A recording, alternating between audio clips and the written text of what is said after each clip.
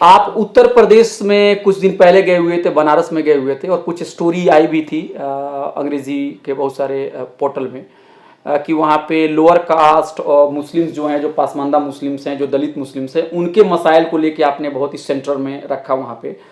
तो उत्तर प्रदेश में चुनाव चल ही रहा है, पंजाब है और दीगर रियासतों में चुनाव होने वाले हैं, और सबसे बड़ा मुकाबला तो 2024 का है।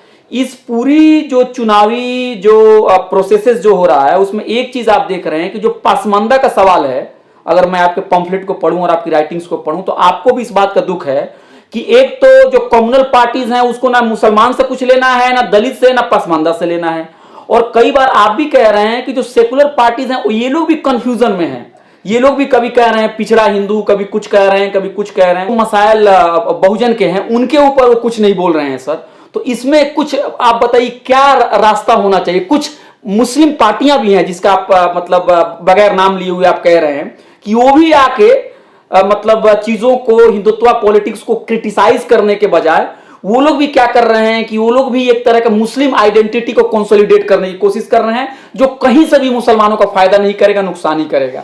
तो इसमें जो लोग भी पासमानदा मूवमेंट के साथ जुड़े हुए हैं या जो लोग भी सामाजिक न्याय में जिनका यकीन है, उन लोगों को कुछ आपसे रहनुमाई चाहिए कि इस मुश्किल की घड़ी में वो कैसे वोट करें, वो क्या करें, किस तरह की सियासत को वो आगे बढ़ाएं। देखिए, आपने ठीक कहा, मैं बनारस गया था जी जी। और एक बार नहीं दो बार मीटिंग किया, और सिर्फ मुसलमानों की ही नहीं, हिंदू गैर मुस्लिम समाज के लोगों के साथ भी मीटिंग किया।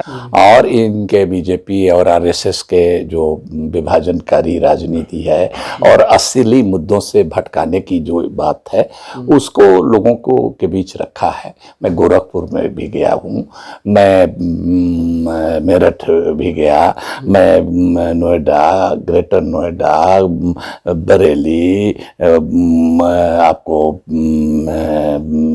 और दूसरी जगहों पर, बदायूं वगैरह सब जगह मैं गया हूँ।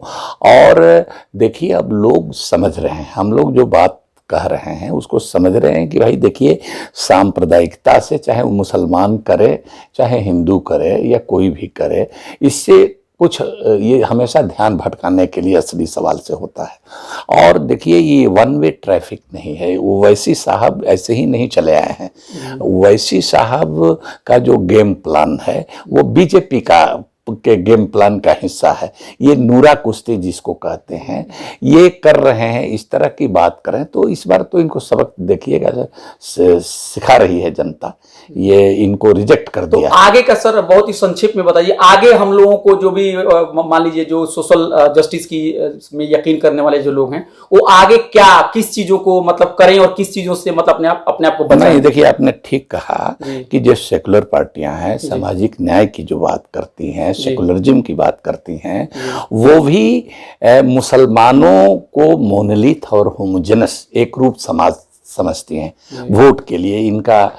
तो ये उनका जो आइडियोलॉजिकल जो बैंक्रप्सी है उसको ये बताता है। तो कहने का मतलब कि बीजेपी में और जो मध्यवर्ती पार्टियां हैं या जो सो कॉल्ड सेकुलर पार्टियां हैं, सामाजिक न्याय धारा की पार्टियां हैं या वामपंथी पार्टियां हैं, उनमें और बीजेपी आरएसएस में फर्क ये है कि वो डेमोक्रेसी का ही गला दबाने पर की तरफ बढ़ रहे हैं। बहुत हद तक उसको दबा दिया है, संविधान को तहस नहस करने पर तुले हुए हैं, वो बहुत हद तक कर दिया है। और जो सुप्रीम कोर्ट से लेके इलेक्शन कमीशन से लेकर के ये सारी संस्थाओं को अपने कब्जे में लेने की कोशिश में है। तो ये ज्यादा खतरनाक है।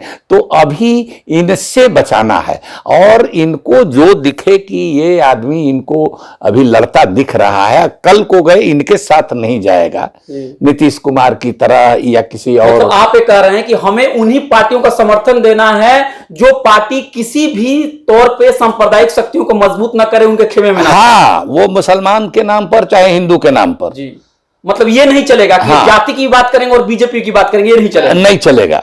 हाँ, हाँ। तो इसीलिए हमारे कहने का मतलब, या सेकुलरिज्म की बात करेंगे तो हमको देखना होगा कि मुसलमान का जो सेकुलरिज्म है वो इसी का कमजोर है, लेकिन वो पूरक का काम करता है। जी।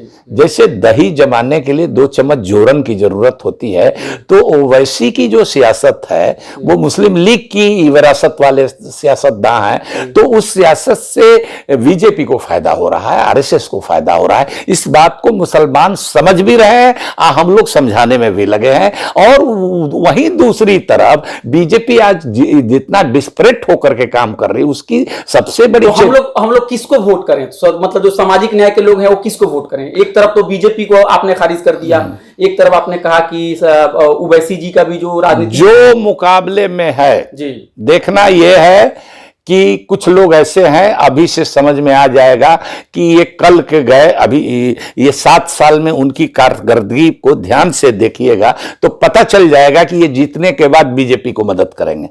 तो अभी तो देखिए 2 ही रास्ता है, या तो आपको अखिलेश के साथ जाना होगा जी, और नहीं तो बीजेपी के साथ जाना होगा। जी, दूसरा रास्ता जो है उससे आप जो चाहते हैं, हम लोग जो चाहते हैं कि बीजेपी को पावर से डिसलॉज किया जाए, उसमें दिक्कत होगी। जी, तो अभी भी दिक्कत होगी, आगे चल करके भी दिक्कत होगी। अब सवाल यह है कि जो अखिलेश हैं या सपा हैं, वो भी सामाजिक न्याय के सवाल पर बहुत क्लियर नहीं है, मुसलमानों को रिप्रेजेंटेशन देने के सवाल पर क्लियर नहीं है, पसमानदा को रिप्रेजेंटेशन देने के सवाल पर क्लियर नहीं है। लेकिन इनके साथ लड़ सकते हैं, बीजेपी के साथ लड़ा नहीं जा सकता है, यही फर्क है। इनके साथ हम लोग लड़ेंगे और हम लोगों को अभी कुछ मिलने वाला नहीं है, हम लोगों के लिए अभी लंबी लड़ाई लड़नी होगी। लेकिन अभी जो गर्दन पर तलवार रखी गई है तो उसको अभी हम लोग को हटाना है।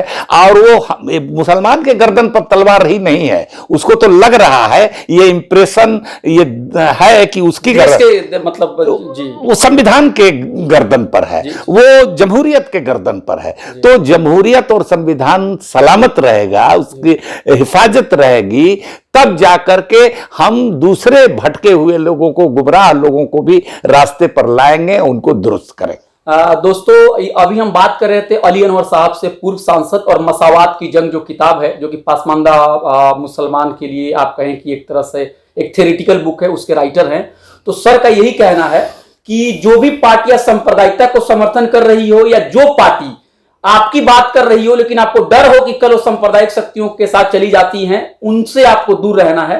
और सर ने कुछ हिंट भी दिया है कि इलेक्शंस में, उत्तर प्रदेश के इलेक्शंस में किनको वोट देना है, बावजूद इसके कि बहुत सारे सवालात को लेकर वो बहुत संजीदा नहीं है, लेकिन कम से कम जो गैर बीजेपी पार्टी है उनसे कम से कम आप अपने सवालात को लेकर लड़ सकते हैं। Sir, thank you very much बात करने के लिए। शुक्रिया आपको।